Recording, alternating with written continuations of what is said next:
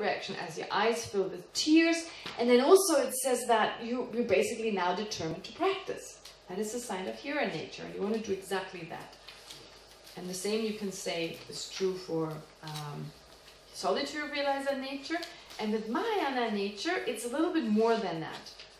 So once you have hero nature, once your Mahayana nature has awakened, which awakens when you cultivate great compassion.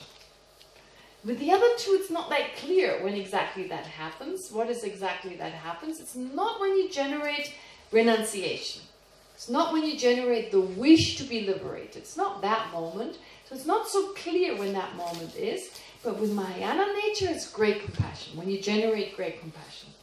So, what is it? What does it mean? Once you have Mahayana nature, you have the whole thing of the tears and stuff. That also, but in particular, you're able to endure any type of hardship for the benefit of others. And you demonstrate great, intense diligence when engaging in the deeds of a bodhisattva. So it's like you're really determined, you're really able to endure hardships. That's what they say is the sign of someone awaken their Buddha nature, or their Mahayana nature, I should say. Okay. So why great compassion? What is it about great compassion? Why great compassion is that which awakens your Buddha nature? Why not something else? Not bodhicitta. Bodhicitta is, if you have bodhicitta, bodhicitta needs to be preceded by great compassion. Is everyone familiar with these stages, how you get to bodhicitta? Right? You need to have love, great compassion. So great compassion is the wish for all sentient beings to be free from suffering. Or the wish to protect all sentient beings from suffering. Both work.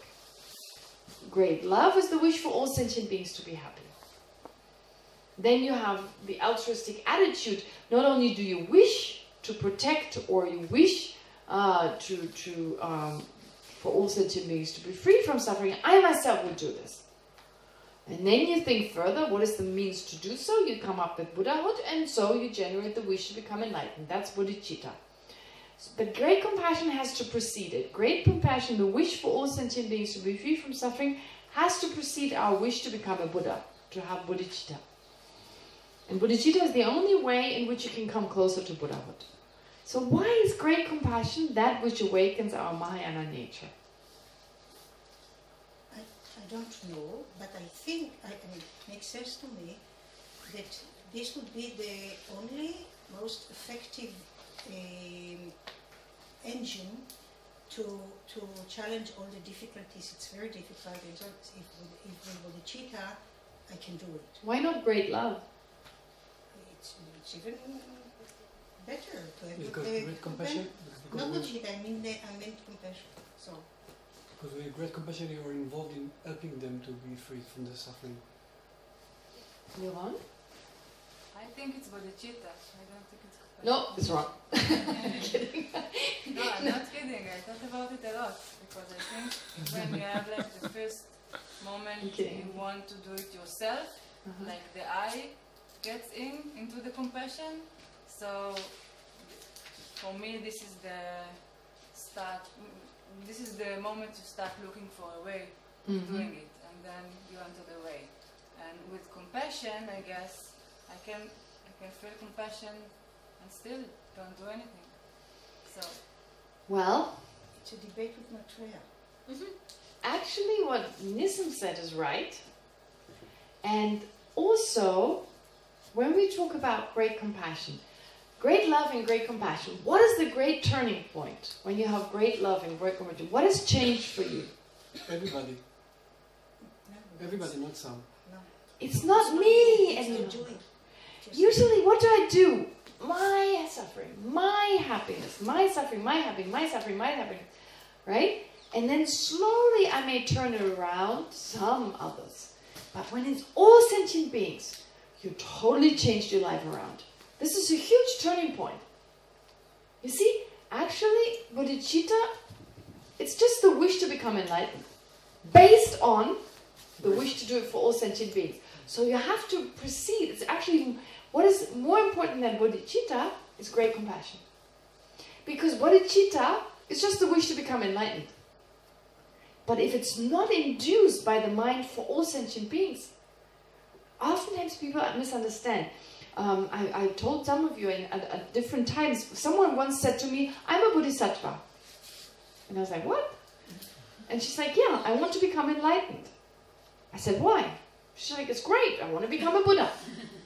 Right? So it was not because, all sentient beings, they suffer so much. That's my only reason for why I become enlightened. That was not her reason. She wants to become a Buddha. Well, that's by definition bodhicitta. In a sense, you could say it's for, but it's the mind that induces it. It is the mind that needs to go first. It needs to be great compassion first. What's driving me? Usually we talk about the example of wishing for water and wishing for a glass. I wish to drink water. I'm thirsty. And then I wish for a glass. What is the more important wish? The water. The water. The glass you only wish for in order to fulfill the first wish. Right? You only wish to get the water, the glass. You're not interested in the glass, really. The only reason you're interested in the glass is because then you can drink. The water is your main focus. So likewise, with great compassion and bodhicitta, great compassion, that is your main wish. And in order to fulfill your wish to be of benefit to all sentient beings, therefore you want to become a Buddha. That's just a means to an end. So it's not, so this needs to be stressed a lot. It has to be stressed because there's such misunderstanding. People wanting to become a Buddha, they forget that becoming a Buddha, I only want to become a Buddha because of other sentient beings. So this is a totally different mind, a mind that focuses on all sentient beings. It's not bodhicitta, it's more important. Bodhicitta, compassion is more important than bodhicitta. Which is why Chandrakirti's text, when he pays homage to compassion, not to bodhicitta. Most texts pay homage to compassion, not to bodhicitta. Actually, compassion is more important than bodhicitta. If you read the text, it becomes clear. But let me just take those ones and then we go back. Yeah. Small semantic question. Yeah. The difference between great love and great compassion is that all sentient beings. And love is people that I know personally? No, love is all sentient beings wishing them to be happy. Mm-hmm. Compassion is the wish for all sentient beings to be free from suffering. It's just looking at it from a different aspect. But Nissim is saying it is great compassion because in order to make people happy, I need to remove what's extra, and that's suffering. So that's why it's great compassion. Let me just take those questions first, yeah. But for developing the great compassion, yeah, we need to lessen the sense of self. Exactly. So that's true. It's not possible if you don't practice before. No, of course, it's not saying it's the most important mind. Great compassion is most important. It's the turning point. When we you see, out of self-cherishing, I wish myself to be free from suffering, right? So when do I know I start cherishing others more than myself? When I wish for others to be free from suffering. That's the turning point. That's the turning point. So instead of I, my suffering, my problems, I go others. And I want others to be free from suffering. That is this great turning point. And at that moment when you have great compassion, you have the aspiration to benefit others. You have the aspiration to benefit others. And you need two aspirations with bodhicitta. The aspiration to benefit others and the aspiration to become enlightened. And of those two, the aspiration to benefit others is more important. And bodhicitta is only complete. It's like it's a means to an end. Of course, I'm not saying it's not important because we say you enter the Mahayana. But you only enter the Mahayana because now your goal is Buddhahood. Whereas before it was just sentient beings' well-being. So from the point of view of now entering Buddhahood when you have bodhicitta, entering the Mahayana path because now you have bodhicitta, but that's just because now you're going towards that goal. Right? It's like saying with the glass and the water, I want to drink. That's my main aspiration. And so once I have the wish to get the glass, I start to move towards getting the glass. Right? From that aspect, that's the moment I start getting up and fetching the glass. So from that sense, I'm moving closer now towards the cupboard. So likewise, once I have the wish to become enlightened, of course now I'm going towards that state. But it's only a means to an end. And if we don't understand that, we falsely think we have bodhicitta. There's great danger. There's a great danger that just because, oh yeah, we feel, yeah, all sentient beings, I like them, or may they be free from suffering, I want to become a Buddha. This compassion has to be so strong. Has to be so strong. Bodhicitta is relatively easy from then onwards. All you need to understand that enlightenment is that which brings you there. But that love and that care for others, that's where you first need to get to. And so, once you have, like I'm saying, great compassion, once you're driven by the wish to benefit others, it's just a matter of what takes me there. Does that make sense? And it's not stressed enough. In our scriptures it is. But in a lot of Westerners believe bodhicitta is much more important. But actually bodhicitta, of course, based on the wish to benefit others. So if you stress that enough, okay. Yeah. So it's relatively easy to generate bodhicitta, but actually to get to great compassion. Everything against us is like, it's such a huge step. Why in all our prayers and when we set a motivation, we always wish to get bodhicitta and not just great compassion, not just. Because it's implied, it's part of it. So if we understand it's implied. But for understanding that, you first need to understand that great compassion is more important. That's what we're doing here. It's very important. And then it's more important. Well, think of the two. You have the wish to drink water and the wish to have a glass. Which one is more important? First, I need to cultivate great compassion. No doubt for me. I need to... No. Let me just ask the analogy. Water. Okay. Water, your main aspiration is to get the water. The aspiration to get the glass is just the means to it. So, same thing. I'm confused because I remember that the definition of bodhicitta is to get enlightened in order to help all sentient beings. Yes, but this is just saying, actually bodhicitta is the wish to become enlightened. For the sake. No, it's misunderstanding. That's the misunderstanding. It's not your wish to become enlightened, and when we say for the sake of all sentient beings, it's implying the cause. The mind that gave rise to that. So when you say for the sake of all sentient beings, what your mind is thinking is, may I become enlightened. That's all. It's just thinking, may I become enlightened. It's the wish to become enlightened. The moment you think for the sake of all sentient beings, it's a different mind. Either you focus on the welfare of sentient beings or you focus on enlightenment. You have to switch back and forth. Bodhicitta by definition is the mind that wishes to become enlightened. But only because there's this driving force of your compassion. So these are two minds? Yeah, two minds. So when we say wishing to become enlightened for the benefit of all sentient beings, the aspect of for the benefit of sentient beings is implying the cause. It implies. So what does your mind actually think? May I be enlightened? May I be enlightened, right? And the moment you say for the benefit of all sentient beings, you focus on sentient beings and not on enlightenment. So you wish to help sentient beings or you wish to be enlightened. You can't wish both at the same time. So you wish to help sentient beings.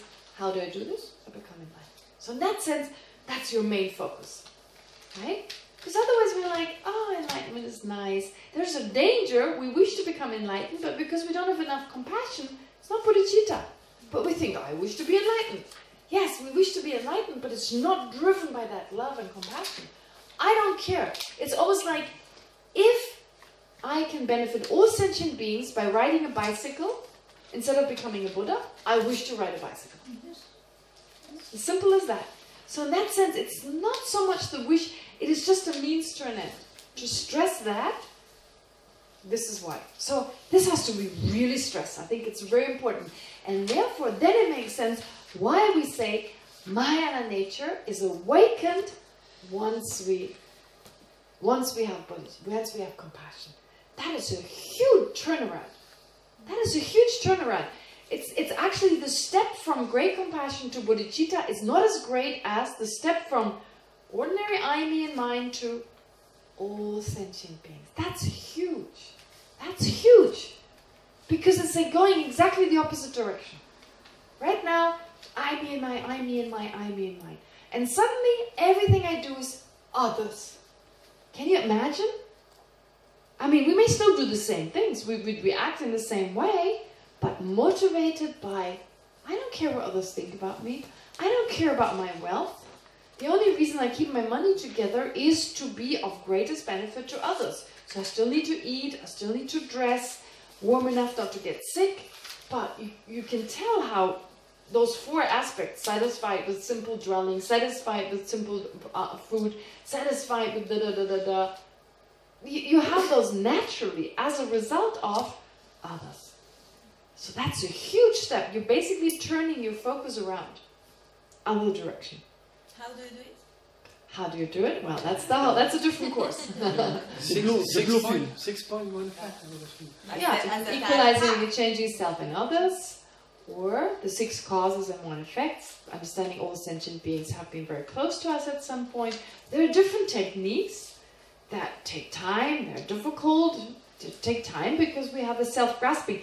You know, we have 2 obstacles. We have 2 major obstacles to generating great compassion. Because just wanting other sentient beings to be happy is also not yet correct, or being free from suffering. Because first we need to identify the suffering we want them to be free from. We don't just want them to be free from the suffering of suffering. We also want them to be free from the limited type of happiness we have. So therefore, actually, first we need to understand our own limited state, understand that our happiness right now is not true happiness. So in a way, we need to go through the Hinayana training without wanting to be self-liberated, but to generate the wish to be liberated from these limitations we have, samsara. And once we understand that my body and mind is so limited, my happiness is so limited, when we understand all that, and we want to let go of it, right? We get a flavor, we actually get a flavor of what is possible without really tasting nirvana, but getting a flavor of just through our practice, how much happiness there can be through our practice without having great food, without having great accommodation. Nothing of the external things, they're all lacking and still we have great happiness. That gives us a sense of the degree of peace, although it's nothing to the degree of nirvana, but we see already there's something greater. So we understand that what we have right now, the limited state that is unrelated to practice, is totally limited. And once we wish that for ourselves, then we focus on sentient beings and wish them the same. And then we have great compassion. So it's not easy. It's not saying, may all sentient beings be free from headaches. That's unfortunately not enough. Right? It's really, really deep. Really difficult. Right? Really deep, really difficult. But it's totally worthwhile. And that's like our fullest potential is really being activated here. You said that each mind has different enlightenment. Yes. Right? So each mind has different suffering also? Yes. So how can we know everybody else's suffering and wanting them to be free from it? That's a good point. That's a difficulty. How can we know another person has a mind? Right? Know is one thing, but assuming. You don't know. You see, knowing is like realizing 100%. I cannot realize, unless I have clairvoyance, I cannot know 100% Shofko has a mind. I don't know either. Yeah, but you're more likely to find out before I will. So, but we just assume. So, this is why we talk about method versus wisdom. With wisdom, you need to realize, you need to know incontrovertibly. With method, love and compassion, assuming is still okay. But assuming based on correct reasoning, right? But I mean, I think we would all agree to assume we're all pretty similar in that we want to be happy, and that experiencing limited happiness and experiencing, I mean, we're quite similar, and there's exchange of ideas, so we can get a general sense. It doesn't have to be knowing exactly which suffering I want that person to be free from. Just in general, wishing them to have nirvana, basically, right? Okay. Ooh, today, no, my parasites are acting up actually. Today my stomach is not well, my Indian stomach is coming through. It's funny because sometimes I want to assume that everybody is bodhisattva, so I be kind and so on. Mm-hmm. Sometimes I want to assume that everybody is samsara, so I can develop compassion and wish them to get out of suffering. whatever benefits me along the path. Well, for right now, we need to assume everyone is in samsara, including myself. So for the sake of generating great compassion, understanding my limitations, understanding how even my ordinary happiness that comes from ordinary activities, that can be removed, potentially, and then wishing for others for it to be removed. So when I have that wish, I care for others so deeply, I want them to be free from suffering just as I want myself to be free from suffering. And more so, I see that there's more suffering because I can only experience the suffering of one person and not the suffering of everyone else. So therefore, all the suffering, I want that to be removed. That is a huge turning point. And then I just want to become enlightened for that. Right? Does that make sense? So this needs to be really understood why love and compassion are so important, so important, so important. Okay. Hope this is a little bit clear now. Now, going back to Joy's original question. When we say Buddha nature versus Hira nature. Hira nature is a type of Buddha nature. It's a type of evolving Buddha nature. So they're not separate. One is a type of the other. So we can't really say they're separate. I wouldn't say they're separate, but one is just a limited version of Buddha nature, when we hear about Hira nature, versus, what's the other one? Mahayana nature. That is the fuller version. Then the potential is even fuller actualized. Am I making sense? Okay, if you understand this, with the three types of nature, for the Mahayana, you've already done the job. You only need to now change what Buddha nature is altogether, but the idea is the same. So we'll come to this again. But anyway, so we talk about someone who has Hira nature, or who's endowed with Hira nature, someone who's endowed with solitary realizer nature, and someone who's endowed with Mahayana nature. So someone who has all these three. Okay, so we talk about that. All right, so that's great. That's pretty clear here, so I don't think it needs to be explained. But then you also have someone who's definite with regard to that nature, someone who's not definite with regard to that nature, and the sentient being who lacks a nature. Okay, that's the third one. That's only for those who believe not everyone will become enlightened. So I already said, the Citta Matra, there are two divisions actually, those following scripture and those following reasoning. We divide them into two. Okay, so some of you are familiar with that vocabulary, but in general, those who follow scripture, those who follow reasoning, we can say already, if you just follow scripture, you use reasoning less, and you're more likely to assume something like, you know, not everyone will become enlightened, versus those following reasoning. It doesn't make sense. If you think about it, really, everyone has the same potential. So therefore, this last division, so sentient beings who lacks a nature or a potential to attain liberation or Buddhahood, that is not accepted by the higher Citta Matrans, or the Citta Matrans following reasoning, or most of the Citta Matrans following reasoning. Now, let's look at the other two. A sentient being who is definite with regard to the nature of one of the three vehicles. What page are you? That's page 22. So, a sentient being who is definite, it just means that they will definitely, so it's like the moment their nature awakens, it's your nature. So they listen to Hira teachings or solitary realizer teachings or Mahayana teaching. What will awaken is the Hira nature. Not just because of their Buddha nature, but because of other tendencies in the mind, right? Other imprints that were left, that were actually left through action. Am I making sense? So it's the Buddha nature, the ability to remove the obstructions in our mind in general, that is important. But there are other personality traits that the person has. And what are personality traits but imprints? Right? Personality traits are imprints and tendencies, and when the right causes and conditions arise, then these traits transform. Does that make sense? Yeah? So, okay, so someone who's definite with regard to Hira nature is someone, basically, when they hear any Dharma teaching, right, any Dharma teaching, any teaching on removing the obstructions, maybe not even Buddha Dharma, could be any Dharma teaching that talks about removing obstructions, then their hero nature is being activated. Okay? Basically would say Buddha Dharma actually, because this is so specific about teaching liberation and enlightenment. So therefore, when you listen to the Dharma, if you're definite, then your personality trait is so definite that your Buddha nature, your naturally abiding Buddha nature, it transforms definitely to a hero nature. But if it's not definite, then depending on which teachings you hear, the teachings then determine. If you listen to a solitary realizer teaching, your solitary realizer nature will ripen. If you listen to a Mahayana teaching, your Mahayana nature will ripen. Does that make sense? So it just depends on the person. Some it's very determined.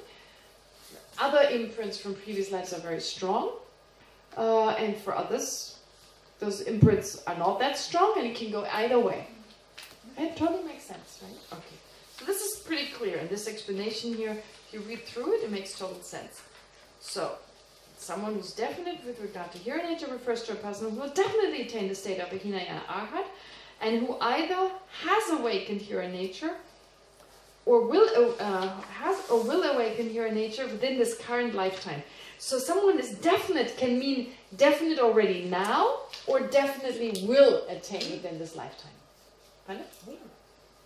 No, has already now, has already awakened, they're definite, or will. What? One of the two. I think will. No. Definite, as in like you already, if you have already awakened that, you're also definite. It's already definite. You have already awakened it, so it's definite. So either you have already awakened it, right? It's like a matter of when you hear those teachings, right?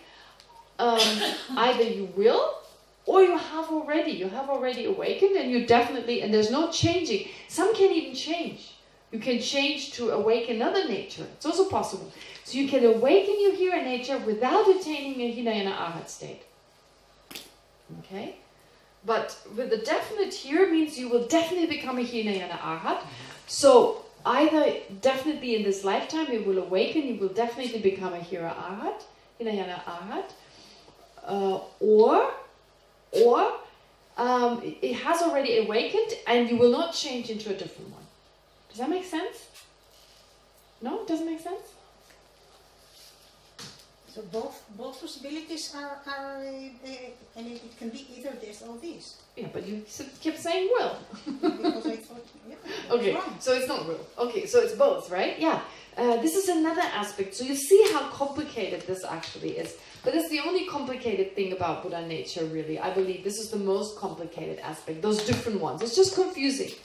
But it's saying that people are so different. There's so many different types of people. So you have those who, like, some of us have first entered the Hinayana path. Well, no, I don't know, Hinayana path have entered, but have developed an affinity for the Hinayana or solitary realizer teachings, and then it changed into Mahayana teachings.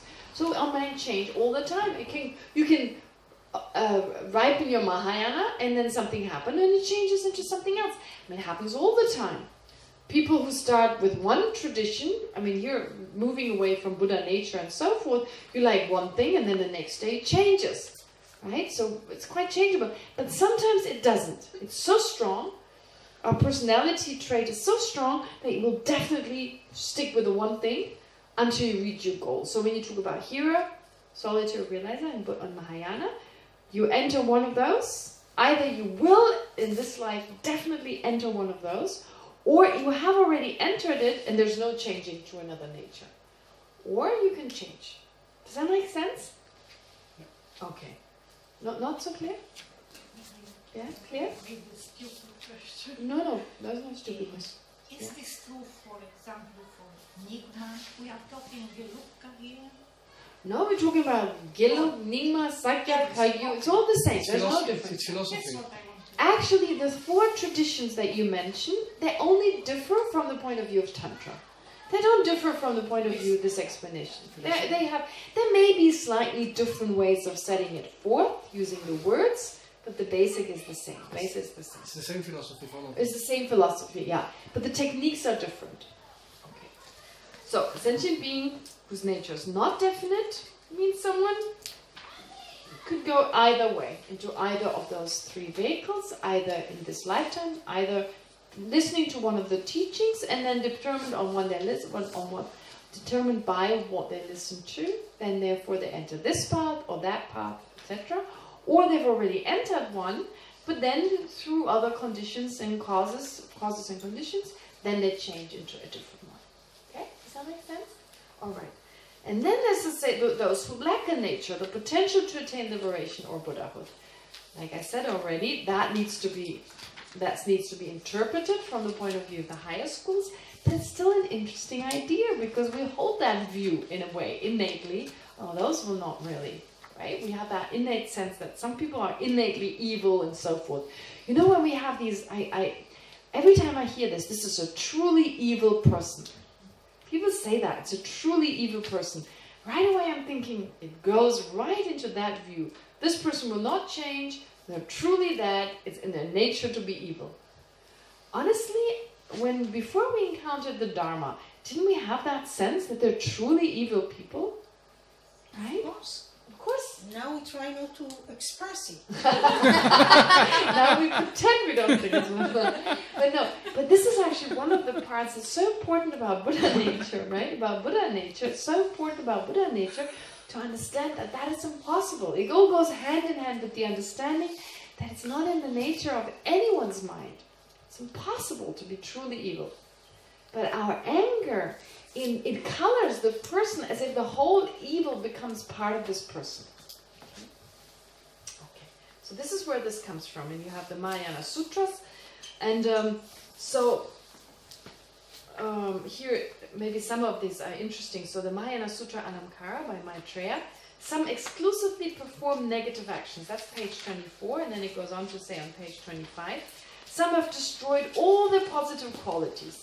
Some lack the virtue that is concordant or that is similar to that is in concordance with liberation.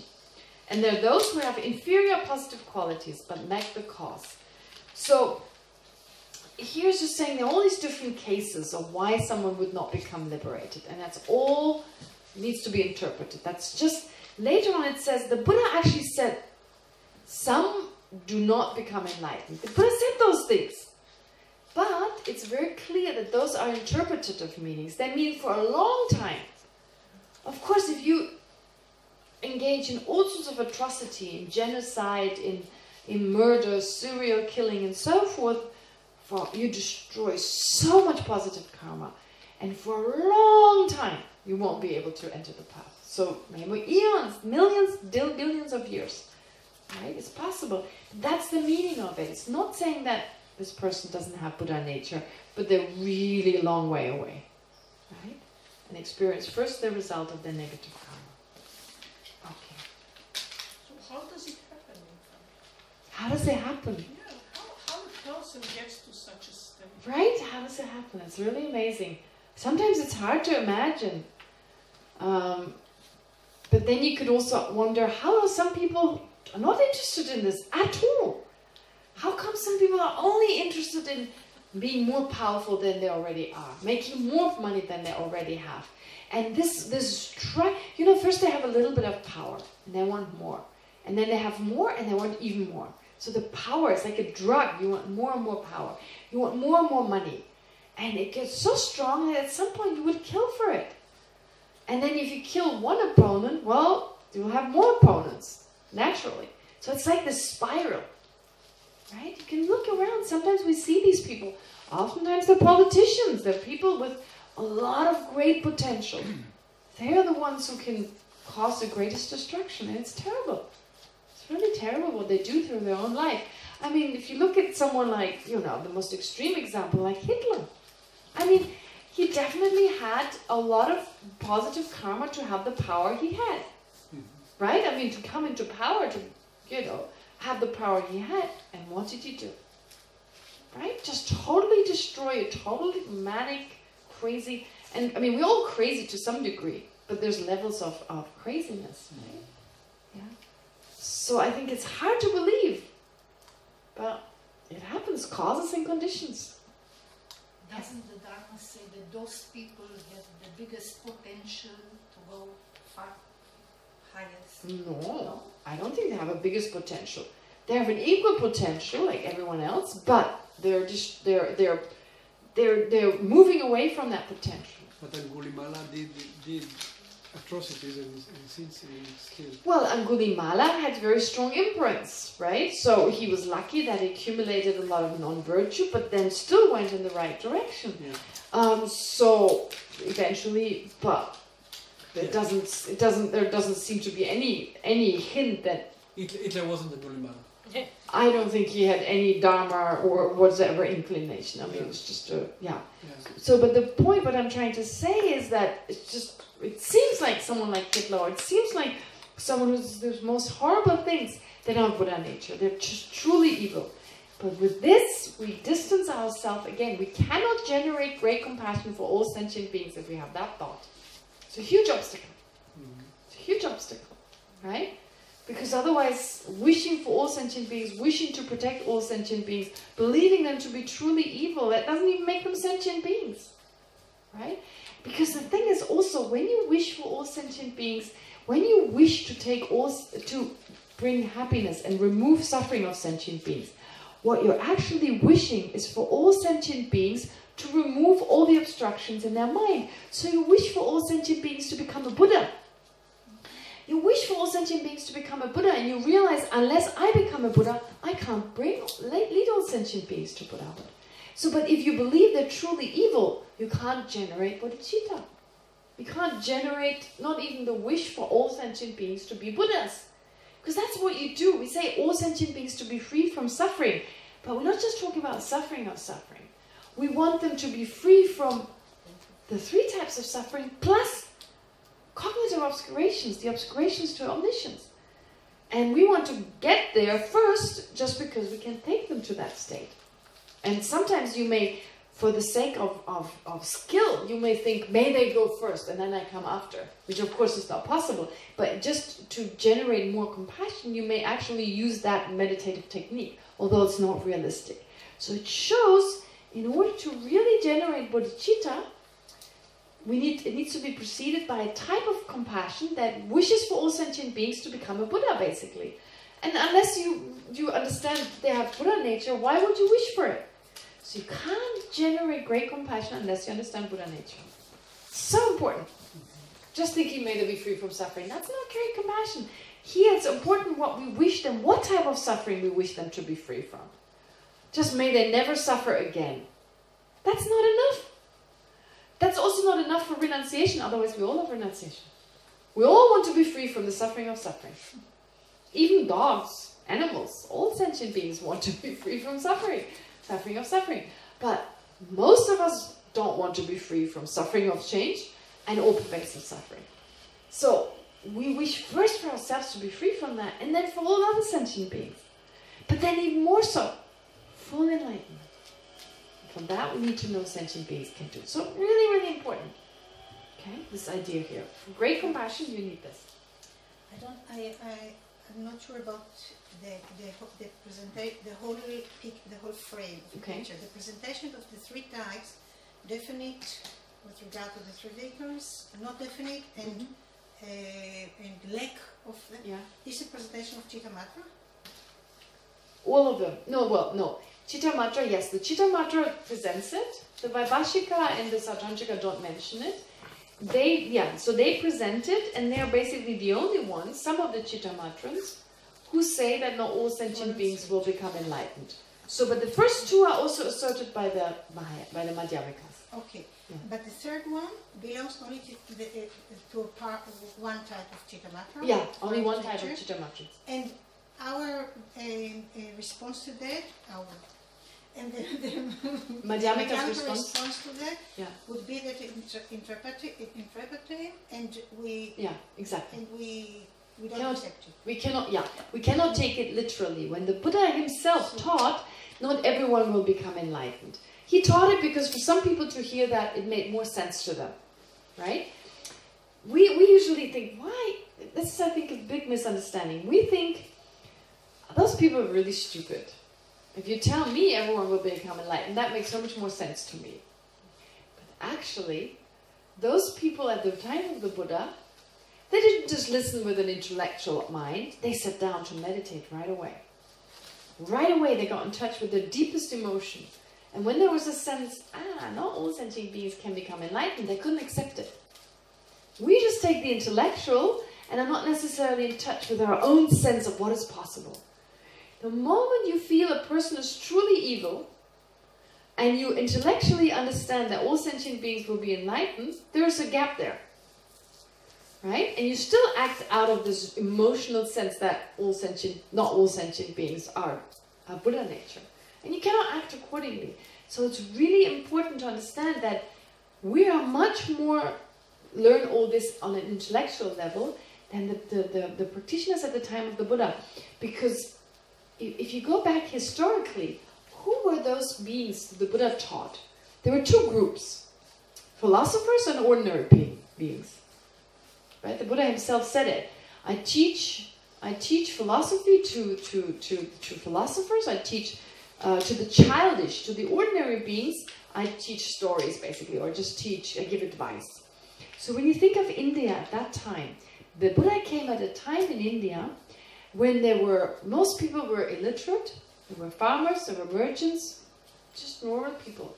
But there were these amazing, amazing practitioners. So they had already these incredible systems. The Samkhyas, the Vedas, the Brahmins, those who following the Vedas, the Vedics. So all these different great beings, and they practiced deep levels of absorption. They were very familiar with meditation. So when they received the teaching, they right away meditated on it. So the Buddha gave general advice. He taught stories, different stories, and he taught the general people. But when he encountered those philosophers, I shouldn't even call them philosophers, because we think of Socrates and Nietzsche and so forth, they were not meditating. Or maybe they were, but it just seems more they were intellectual. Whereas those were people that had held these views, but they deeply meditated on them. So when they heard a teaching, right away they meditated on that. And right away they got in touch with their own misperceptions, the innate ones, and they were like, I cannot accept that. All sentient beings become enlightened. So temporarily the Buddha taught, not all sentient beings become enlightened. Just for them, that made sense. And until they were ready, then of course the Buddha very quickly, once their minds were ripe, he continued on. So we should not look down on them thinking, oh, they were stupid. That would not happen to me. Well, we're not as much in touch. We don't meditate to that same degree. They spend hours and hours a day meditating. We don't do that. They were like monks and nuns, in the olden days. Even nowadays, monks and nuns don't meditate as much as they used to do in Tibet. But in the days in India, they were practicing hours of meditation, right? So then it makes sense. I think this needs to be understood. It's not an intellectual sense. They didn't have an intellectual understanding. They took it right to a more experiential level. Okay, so then it makes sense. Now, on the next page, on 26, okay, I think we need to take a break, actually. We need to take a break, yeah. All right, we're almost done with the Chitta Mantra, and then I want to do a meditation on it, but there really isn't that much meditation we can do on it, and I'd rather cover some of the material, cover your doubts, but in the meantime, let's take a 15 minutes break, and then you can come forwards to ask questions. The thing is, I'm aware that some may miss out on those questions, but I will answer all the questions unless I feel it's relevant to the class, and I tell people, ask in class. So you won't miss anything that is not directly... No, I know, Shoshiko, I understand that. I would be just like that. But I still want to make use of the time, and at the same time, I repeat whatever is important in class, of course.